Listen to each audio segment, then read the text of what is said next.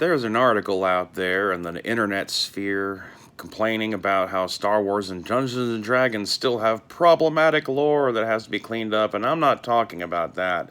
The thing I take umbrage with that whole article is the statement that Dungeons and Dragons is a pop culture icon. Bull and shit. D&D, had its place. It was a thing. It was there. People had heard of it.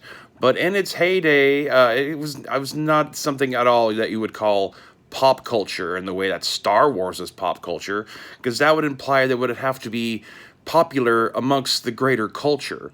Dungeons and Dragons was a niche hobby for nerds during the time period when nerds were picked on by everyone, not when there was such a thing as nerd chic and everyone was watching comic book movies and all that kind of stuff.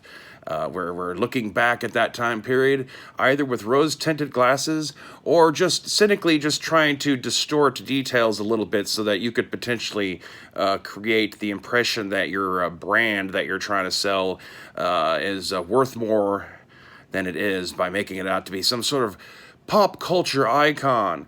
Why? Because it had a cartoon series that ran one season.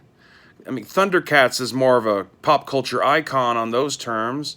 It didn't have a movie until, the late 90s is when that D&D movie came out, and that movie was a joke.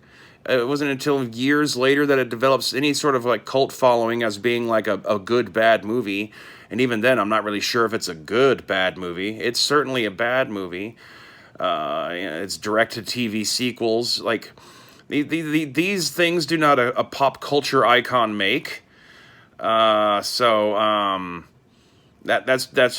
bullshit. It's being turned into an illusory pop culture icon because of stuff like Stranger Things and Rick and Morty and other, actual popular entertainment that's out there that Hasbro has connections to, and it can get them to slip mention of Dungeons and Dragons and other things they own in there while they're talking about other shit and create this idea that it was a bigger thing than it was, riding this weird crest of retro nostalgia that we can't seem to get out of. We're forever wired into the 80s. That was the real trick of the Matrix. It wasn't in 1999. The Matrix was set in 1984, apparently. It's not a fucking pop culture icon. That's not what pop culture icons mean. That's like saying that canceled Battlestar Galactica TV show from back in the day was a pop culture icon. You could say the reboot of Battlestar Galactica from the 2000s was a pop culture icon because popular culture paid attention to it and talked about it and was into it. But the original series was not that. It was a thing that happened. Some people knew about it, and it was typically the butt of jokes. Pop culture icons are not the butts of jokes.